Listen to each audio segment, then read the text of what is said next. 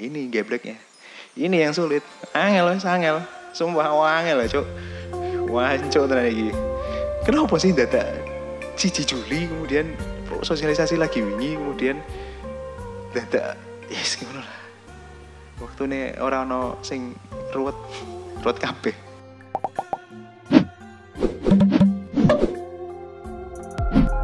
Selamat pagi, siang, sore teman-teman channel Wiro Sasono. Kali ini saya akan melanjutin ngobrolan tentang sertifikasi dosen. Setelah kemarin kita ngobrolin tentang ini lanjutan sih part 2 dari kemarin kita ngobrolin tentang bagaimana sertifikasi dosen, dasarnya apa, kemudian tahun-tahun sebelumnya itu isinya seperti apa.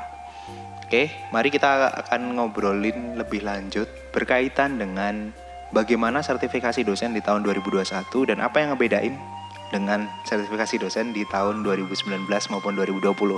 Karena saya ngalamin 3 kali. Dari 2019 akhir, kemudian 2020, kemudian 2021 sekarang dengan gitu. Ada banyak sekali kesulitan-kesulitan tersendiri gitu. Oke. Seperti yang sudah saya ceritakan pada pertemuan kemarin, itu pada part sebelumnya saya cerita berkaitan dengan bagaimana kita ngebuat tim dan akhirnya semua tim itu masuk ke D4. Jadi kemarin kan ada D1, kemudian D3, D4 dan D5. D4 itu adalah orang-orang yang telah lulus TKDA maupun TKBI, nilainya mencukupi dan siap untuk masuk ke persepsi diri dan juga sudah lulus nilai persepsional plus NGB, nilai gabungannya. Jadi semua udah lengkap, clear, tinggal ngomongin deskripsi diri kemudian baru masuk. Nah, untuk masuk deskripsi diri ini di tahun 2019 dan tahun 2020 itu semuanya keduanya itu berurusan dengan kuota gitu. Jadi di 2019 saya tidak lulus karena dadakan dan kemudian harus masukin semuanya dan menggunakan dokumen lama dan itu membuat tidak lulus. Jadi ini peringatan untuk teman-teman yang pengen mau masuk sertifikasi dosen, persiapkan TKBI sesuai dengan standarnya. Ada banyak referensi, kalau nggak salah untuk nggak terlalu tinggi kok, 400-an kalau nggak salah. Tapi untuk yang TOEP itu untuk yang standarisasi nasional dari PLTI, lembaga tes Indonesia itu hanya 46 kalau nggak salah, 46 atau 47 gitu. Dari 100, maksimal nilainya 100. Cukup rendah, nggak terlalu tinggi banget. Tapi juga nggak belajar itu juga sebuah kesalahan. Jadi pastikan kalian belajar. Nah, TKDA pun juga sama. TKDA ini soalnya ada banyak, termasuk soal terkait dengan logika, kemudian berkaitan dengan gambar, berkaitan dengan hitung-hitungan, matematika, dan segala macam. Itu sebenarnya kalau kalian sudah biasa ngitung, sudah biasa menggunakan matematika sebagai dasar untuk hidup, kayaknya enak-enak aja sih. Gak masalah sih sebenarnya TKDA itu. Tes kompetensi dasar akademik gitu. Nah, kita berpindah ke 2021. Kita akan masuk ke slide. Jadi saya akan buka slide di sini. Itu kita masuk di nomor surat 2640 E4 KK 01.01.01 strip 2021. Jadi kalau dilihat dari tanggal suratnya ini sebenarnya merupakan pengajuan dari bulan 01 Januari. Sehingga kalau teman-teman baca atau lihat review YouTube yang lain ataupun tulisan-tulisan yang lain, wacana terhadap 2021 ini bertambah syaratnya pekerti dan bertambah syaratnya BKD itu sudah ada wacananya di Januari. Tetapi tidak banyak orang, tidak banyak dosen yang mau melihat itu karena forward gitu, belum tentu masuk sebagai nominasi. Apalagi nih nominasi. Jadi gini, di 2021 ini unik. Kenapa? Karena aturannya berubah. Syarat di 2019 hanya perlu 1 tahun dari situ mendapatkan jabatan fungsional. Jadi misalkan AA di tahun 2019 gitu kan. 2020 sudah 1 tahun. Nah, tarikan di 2021 itu yang 1 tahun yang 2019 itu sudah masuk, bisa masuk gitu.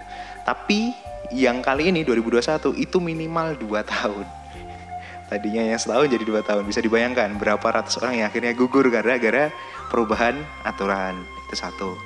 Kemudian yang berubah kedua adalah syarat pertama masuk untuk nilai persepsional dan nilai gabungan itu wajib sudah mendapat 8 poin. Nanti saya akan jelaskan. Tetapi berkaitan dengan pengumuman itu, pengumuman yang serba dadakan, kemudian obrolannya cepet gitu kan, minggu kemarin dapat, kemudian minggu ini harus melengkapi, tanggal 27 kemarin harus berkas sudah masuk semua gitu kan, itu bener-bener gitu. Banyak banget persiapan yang kalang kabut karena memang dasarnya tuh setiap serdos tuh kata asesor saya, ya wes emang gitu serdos, mau gimana. Lucu sih, tapi ya begitulah. Oke, kita akan masuk ke isian lampirannya. Undangannya. Jadi surat tertanggal 2640 4KK 0101 ini berkaitan dengan undangan untuk pelaksanakan sertifikasi dosen. Dengan yang pertama itu adalah ketentuan pelaksanaan serdos mengacu pada keputusan Direktorat Jenderal Pendidikan Tinggi nomor 92 KPT 2021 tanggal 1 Juli. So bisa dibayangkan 1 Juli baru diputuskan tentang PO, pedoman operasional sertifikasi pendidik untuk dosen. Itu satu. Kemudian pelaksanaan serdos ini terbagi menjadi 3 gelombang. Tapi setiap gelombangnya tidak sampai waktunya lebih dari sebulan. Biasanya di tahun 2019 tahun 2020 itu lebih dari sebulan, 3 bulan biasanya. Jadi misalkan April itu pembukaan, Mei itu deadline, kemudian nanti buka lagi semester 2, biasanya gitu. Tapi untuk kali ini itu 1 kali tarikan aja, atau satu tarikan kemudian dibuat 3 gelombang. Apa sih bedanya nanti yang saya sebut sebagai tarikan atau nominasi kalau bahasa di teman-teman operator. Nah, pada 3 gelombang ini serdos pada gelombang pertama dan gelombang kedua itu adalah merupakan tarikan pertama dari dikti, yang mana yang ditarik itu menjadi nominasi. Nominasi ini belum tentu sudah lengkap persyaratannya, tetapi secara TMT atau masa jabatan dia di jabatan akademik itu sudah mencukupi. Jadi berapa tahun, kemudian lebih dari 2 tahun sih yang ditarik itu. Lebih dari 2 tahun, kemudian sudah memiliki NIDN, sudah in-passing gitu kan. Yang tadinya di dosen swasta itu tidak ada in-passing, harus sudah ada surat in-passing dari yayasan gitu kan. Nah itu biasanya urusan operator. Kalau di kampus saya cukup enak, karena semua diurusi sama personalia, tetapi kita sebagai dosen itu dipush. Pak ngumpulin ini ya gitu. Enak sih. Serius enak banget. Bagi yang pengen masuk. Enggak apa-apa. Kemudian nomor 3, dosen yang melakukan perubahan data, memperbaiki, melengkapi data dan dokumen sesuai dengan persyaratan serdos. Perubahan memerlukan validasi oleh Kemenristek Dikti dan LL Dikti. Jadi verifikasi dokumen semuanya akan diverifikasi oleh LL Dikti dan Kemenristek. Jadi ada pusatnya ada 4 nih yang harus diperhatiin. Yang pertama itu adalah kita sebagai dosen, kemudian satu kita sebagai dosen, yang kedua adalah operator kampus, yang ketiga adalah LL Dikti atau lembaga layanan Direktorat Perguruan Tinggi yang wilayah, kalau dulu namanya Kopertis, koordinator perguruan tinggi, ya sekarang namanya LL Dikti. Yang terakhir adalah Kemendikbud. 4 ini memiliki perannya masing-masing. Dosen itu mengajukan biasanya based on kampusnya. Jadi dia bekerja sama dengan operator. Operator ini akan melaporkan ke LL Dikti dan ke Kemendikbud. 2. Nah, 2 ini tarikannya itu pusatnya ada di sini, Kemendikbud. Jadi bagi teman-teman dosen yang tahun kemarin 2020 itu masuk ke eligible untuk masuk ke sertifikasi dosen, tahun ini belum tentu. Karena itu tadi data dari Kemendikbud ini yang menjadi penting gitu. Nanti di poin terakhir itu disebutkan kok. Kemudian ada prioritas bagi yang tahun 2020 karena kuota kayak saya dan tim saya tadi. Jadi semua udah lulus, siap untuk masuk ke deskripsi diri, tapi ternyata gitu kan, hilang. Nah, itu biasanya jadi prioritas di tahun 2021 ini. Termasuk nanti di gelombang 3.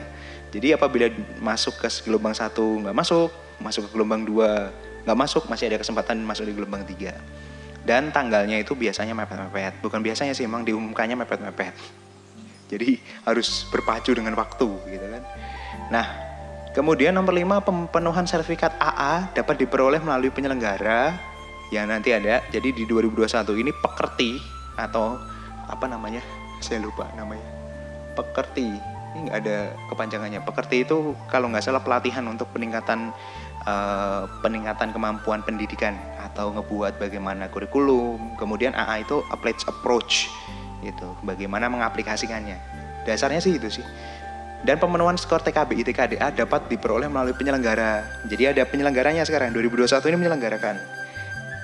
Mereka yang menyelenggarakan itu akan mengupload. Jadi bagi teman-teman yang kemarin tanggal 27 itu belum mendapatkan TKBI maupun TKDA, dikarenakan tesnya melewati tanggal 27, itu yang akan ngupload itu bukan teman-teman dosennya atau kita sebagai dosen itu enggak kan. Karena penyelenggaranya akan langsung lapor ke Kemendikti gitu. Dia langsung upload ke sana dan sister kita akan langsung diupdate. Nah, selanjutnya data sertifikat dapat dilaporkan oleh penyelenggara TKBI TKDA melalui aplikasi sister. Nomor 5 poinnya udah jelas.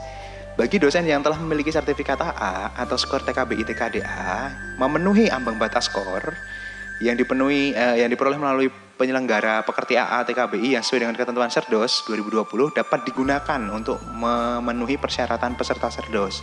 Jadi misalkan pekerti yang kemarin atau TKDA yang kemarin itu tidak bekerja sama dengan lembaga dikti gitu kan, yang untuk tahun ini nggak masuk, lah itu masih bisa dimasukkan. Tapi batasnya kemarin tanggal 27. Lucu kan? Jadi semua berkas offline itu kayak sertifikat yang kita punya itu masih bisa digunakan, tapi batasnya tanggal 27. Tidak dapat jika lebih dari itu tidak dapat divalidasi oleh Kemendikbudristek. Nah, ini gebleknya. Ini yang sulit. Angel. Sumpah angel lah, Cuk. Wancuk tenan iki. Kenapa sih data 1 Juli kemudian sosialisasi lagi wingi kemudian data yes ngono lah. Waktune ora ono sing ruwet kabeh. Kemudian DYS atau dosen identifikasi mengakses layanan Serdos melalui sister PT dan memperhatikan petunjuk atau informasi yang terdapat pada layanan Serdos gitu kan. Penyusunan pernyataan diri untuk unjuk kerja Tridharma Perguruan Tinggi atau PDD UKTPT itu merupakan istilah lain dari deskripsi diri pada 2019 dan 2020. Sama plek, nggak ada beda, cuman istilahnya ada beda. Kemudian teknisnya aja dipersingkat. Jadi nggak nyampe banyak banget itu, nggak. Cukup kalau nggak salah pengajaran ngebuat video. Untuk yang penelitian pengabdian itu ngebuat tulisan narasi singkat, nggak minimal 150 kata, itu nggak nyampe 4 cepet cuy gitu kan. Tapi kalau biasa nulis, kalau nggak ya ruwet. Didukung bukti yang terdapat pada portofolio, ini yang penting. Nah 2021 ini merupakan menurut saya transisi yang paling signifikan, karena apa yang sudah kita lakukan selama jadi dosen itu akan dibuktikan pada penilaian unjuk dirinya itu. Jadi misalkan penelitian kemarin berkaitan dengan misalkan mural gitu kan, ya mural terus gitu penelitiannya. Kalau minggir dari mural, apa yang bisa kita jadikan alasan kenapa kita minggir dari mural? Misalkan minggirnya ke wilayah seni kaligrafi gitu. Kaligrafi jadi kaligrafi mural, masih ada terhubungan gitu. Tapi kalau jadi misalkan artificial intelligence atau AI, itu kan bukan wilayah mural sendiri gitu kan. Itu harus ada alasannya yang bisa diunjukkan gitu melalui tulisan. Nah, panitia sertifikasi dosen perguruan tinggi ini yang saya sebut sebagai operator agar dapat melaksanakan peran dan tanggung jawab termasuk dalam hal monitoring terkait portofolio dan sinkronisasi sister PT selama pelaksanaan Serdos. Jika terdapat perbedaan data, ini lebih gila lagi. Kalau ada beda antara sister kampus dengan sister Kemenristek, yang digunakan itu yang Kemenristek. Bodoh teing kemarin Kemenristek itu nggak full. Ya, maksudnya portofolionya nggak bagus ya bodoh teing gitu. Kita sudah dikasih tanggal 27 itu. Itu yang bikin jadi pusing juga.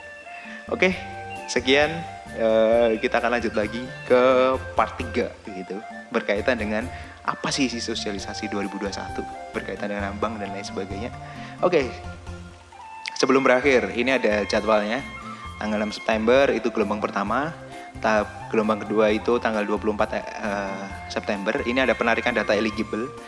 Nah istilahnya tadi ada penarikan data nominasi. Nominasi itu ditarik per tanggal 1 Januari 2021. Jadi misalkan TMT-nya itu belum sampai waktu Serdos Juli kan. Misalkan TMT-nya Mei gitu kan. Mei 2020. Itu kan baru 1 tahun, atau Mei 2019. Itu belum 2 tahun kan. Nggak bisa ditarik sebagai nominasi. Kenapa? Karena penarikannya per 1 Januari. 1 Januari ditarik, itu sebagai daftar nominasi. Kemudian baru eligible kalau sudah 8 poin dari persyaratan Cerdos atau calon DJS itu bisa dipenuhi, termasuk BKD di dalamnya. BKD, oke. Beban kinerja dosen yang apabila lu udah dapet baru melakukan, tapi ini jadi permasalahan. Nah, gimana kalau BKD belum diupload? Sementara ini yang jadi patokan tanggal 27. Kemungkinan besar itu kalau dari bocoran teman-teman yang ada di wilayah atas itu, nanti teman-teman BKD-nya yang belum mengumpulkan secara offline ke PDS PTU atau EPSD PTU itu, atau operator kampus itu akan online. Dan online itu biasanya ada syarat-syarat tertentu. Jadi misal pengajaran harus ada nilai, harus ada, ya banyak lah. Kita ngomongin itu nanti di part berikutnya. Apa sih isi BKD gitu kan. Lanjutnya, apabila nanti yang offline itu sudah, kemudian ternyata TKBI atau TKDA-nya masih belum tes, melebihi tes atau melebihi tanggal tahap 1, itu masih bisa ditarik di tahap 2 ketika nanti setelah tes, itu sebelum gelombang kedua. Jadi umpamanya saya kurang nih, sebelum tanggal 6 September saya kurang TKDA gitu. Saya baru tes tanggal 8 September. Misalnya sertifikat akan langsung dilaporkan gitu kan. 1 minggu atau maksimal 1 minggu setelahnya sih sebenarnya. Beberapa hari sih, kalau dulu saya malah hari H. Nah, itu akan dilaporkan ke Kemenristek. Ketika sudah dilaporkan, ya kan? Ketika sudah dilaporkan, melewati tanggal kan, berarti melewati tanggal 6 September, baru misalkan tanggal 12 September baru dilaporkan. Nah, kita udah lengkap tuh. Nah, di gelombang kedua akan ditarik sebagai data eligible. Gitu. Kalau semua memenuhi syarat ya, gitu. Wajib itu memenuhi syarat.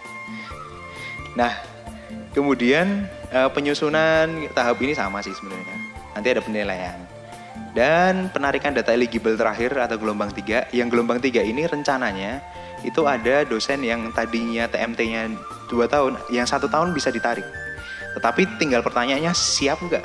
Kalau nggak siap, jangan. Ya bagusnya sih diperjuangkan, tapi kalau nggak siap, gila. Kemarin nyelesain BKD aja, Masya Allah. Gitu. Oke, ini penyelenggara pekerti, ada banyak penyelenggaranya, harganya bermacam-macam. Dari harga 1.400.000 ada, 2 juta ada, 3 juta ada, tergantung situ kuatnya berapa. Apakah ini bisnis? Iya, saya nggak ngerti lah. Persyaratan seperti ini seperti kayaknya membebankan. Ini yang TKDA-nya. Jadi Teflin ada banyak sih. Kemarin saya ambilnya di Teflin untuk yang TKBI-nya, kemudian Universitas Gadjah Mada untuk yang TKDA. Gitu. Gampang, biasa aja sih. Tergantung. Thank you sudah mengikuti channel ini sampai selesai. Kita akan masuk part 3 nanti bersoalan dengan sosialisasi dan BKD itu ngisinya kayak gimana sih. Thank you, selamat pagi, siang, sore, malam. Jangan lupa like, subscribe. Semoga channel ini bermanfaat. Thank you.